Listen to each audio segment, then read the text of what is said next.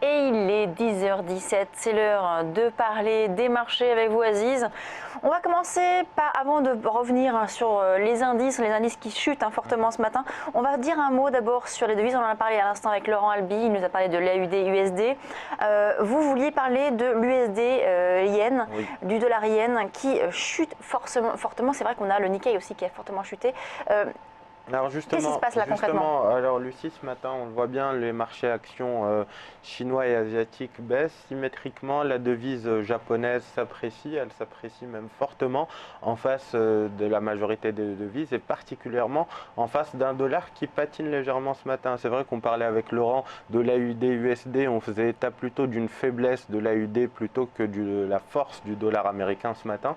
On le voit bien sur cette paire USD-Yen, on a un dollar américain qui est faible par rapport au yen, qui est très très fort justement et qui profite de ce chahut sur les marchés actions asiatiques. On voit bien qu'on a cassé un niveau très important ce matin et c'est pour ça que j'ai choisi de vous en parler. C'est ce niveau horizontal vers les 120 qui faisait office de support. Jusque-là, on avait même consolidé dessus pendant quasiment 6-7 séances et puis vous voyez bien cette bougie, on perd plus de 1,26%. On est passé d'un plus haut en séance à 120,47 à un plus bas en ce moment même vers les 119. La baisse peut se poursuivre sur l'USD-Yen. On voit bien qu'on a un niveau de support vers les 118. Alors là, ce qu'on va chercher plutôt, c'est le timing et non pas le sens, parce que le sens, on l'a, il est baissier. On va essayer plutôt de chercher un timing. Et le timing, on va donc se mettre sur des horizons de temps un peu plus serrés cette fois-ci pour aller le chercher. Donc on a un niveau horizontal vers les 120 qui est très important, qu'on a rompu. Deux scénarios possibles, soit on se positionne légèrement en dessous, on profite d'un petit rebond pour essayer de shorter plutôt les 119,40. Soit on attend carrément un rebond un peu plus marqué, un retour vers les 120 parce que le stop sera fixé au-dessus de ce niveau-là. Je ne pense pas que le rebond nous mène justement jusqu'à ce niveau, mais en tout cas on pourrait profiter d'un petit rebond, une petite respiration pendant la séance pour essayer de se positionner et donc jouer tout d'abord un retour sur les 119, puis je retourne sur les 118. 118 c'est le niveau daily qu'on va chercher à jouer, qu'on va chercher à atteindre justement. On va le voir sur ce graphique en se remettant sur cet horizon-là. On va aller chercher cette petite mèche qu'on avait connue en octobre. C'est un niveau horizontal qui peut contenir la baisse justement s'il est atteint. Mais globalement, on le voit bien ce matin, plutôt force de la devise japonaise, le dollar qui patine mais qui reste quand même fort face à d'autres devises comme l'AUD, on en parlait à l'instant. Mais on le voit bien, hein, en général, le yen qui donne le sentiment de marché, l'USD yen plutôt qui donne le sentiment de marché, un sentiment qui est baissier en ce moment même. On va en parler cette fois-ci en nous concentrant sur les indices. Et oui, justement, le CAC qui continue de baisser ce matin. Nous sommes toujours en baisse de 2%, 2,09%, 4540 points. Donc là, on a fortement chuté. On parlait fin décembre, enfin dès décembre, nous sommes, est-ce qu'il y aurait un rallye de fin d'année? Alors, il y a eu une petite hausse sur la dernière semaine de décembre, mais pas de rallye finalement. Et surtout là, eh bien, le mois de décembre qui est le pire mois depuis 2002 et cette chute qui se poursuit sur cette première séance de l'année. Oui, alors c'est vrai que Lucie, le mois de décembre, on attendait un éventuel rallye. Ça a été le plus mauvais mois de décembre depuis 2002. On a perdu quasiment 6,5% sur ce seul mois-là.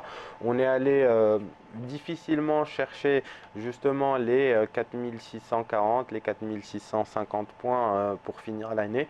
Et on le voit bien ce matin en ouverture, fort gap baissier. On perd plus de 2% à l'ouverture, toujours sur fond de menaces de ralentissement de l'économie chinoise. On le voit bien, les indices PMI qui sont ressortis en dessous du consensus, qui font état d'une nouvelle contraction du secteur industriel. Ça pèse sur l'ensemble des économies mondiales, ça pèse sur les matières premières.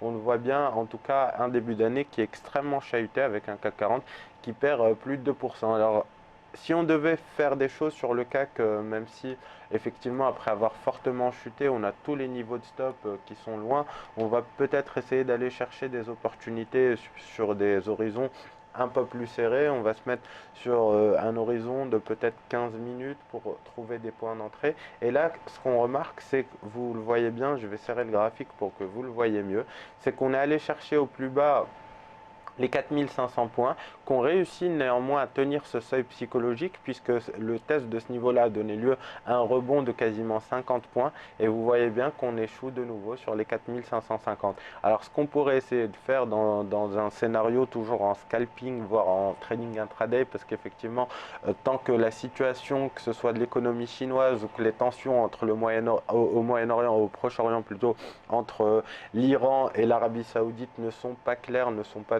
tant que cette situation-là est encore un peu floue, je pense qu'on risque d'avoir cette pression baissière qui s'exerce, mais on risque surtout de ne pas avoir envie de se positionner, de s'exposer sur un marché sur des horizons un peu plus longs. On va donc chercher des opérations intraday et une des opérations qui peut être proposée ce matin, on le voit bien, c'est tenter une opération de vente. Alors on voit le rebond qui se matérialise, il peut se poursuivre, il peut nous mener aux alentours des 4580 points. On va surveiller ce point-là, 4580. Globalement, on a toute cette zone entre 4560 et 80 qui peut faire office de résistance et donner lieu à un nouveau mouvement de repli si elle venait à être testée. Donc voilà la stratégie qu'on va essayer d'adopter. On aurait pu essayer de se positionner, mais il est trop tard à l'achat en contrariant, toujours en scalping sur les 4500 points, et je recommande de le faire si on revient chercher ce niveau-là. Mais c'est vrai que globalement on a un sens qui est baissier. On voit bien, malgré le rebond qui est en train de se mettre en place depuis une demi-heure, que l'ouverture a été très fortement baissière, que le CAC et l'ensemble des indices perdent quasiment 2%, et qu'a priori, à moins d'une surprise extraordinaire sur les ISM américains ou sur les PMI de la zone euro, on risque de plutôt chercher à limiter la casse, à limiter les dégâts, plutôt que de chercher à acheter, à se positionner sur de fortes convictions. On va justement, on le voit bien en ce moment, ce niveau à 4550 points qui est travaillé. On va attendre son dépassement, on va plutôt chercher, comme je vous le disais, à shorter les 4580 points. Quelques mots très rapidement là, sur le pétrole qui a fortement chuté, hein, on est sur les 37 $. Certains disent c'est le point bas, on va avoir un rebond, d'autres on peut aller plus bas encore. Vous, qu'est-ce que vous en pensez? On peut aller plus bas sur 2016, oui, ça si vous voulez, ça ne me choquerait pas qu'on aille chercher peut-être les 20 ou 25 $ le baril en 2016. Cela dit, cette année va être quand même assez transitoire, dans le sens où ça fait quand même 2 ans qu'on est en forte tendance baissière sur le pétrole. On a perdu 40 et 30% respectivement en 2015 et 2014, et on voit bien qu'en ce moment on se stabilise au-dessus de ces 36 $. Globalement, tant qu'on est au-dessus des 36 $, j'ai envie de dire que pour l'instant on se stabilise. On voit bien que on a les tensions entre l'Arabie Saoudite et l'Iran qui pourrait soutenir ce rebond-là. Donc on pourrait aller chercher les 40 voire les 45 $ dans un premier temps, mais ça n'exclurait pas une poursuite de la tendance baissière à terme. Merci Aziz Zejli, donc analyste chez TFinance. On marque une pause, on se retrouve tout de suite sur Direct Investisseur.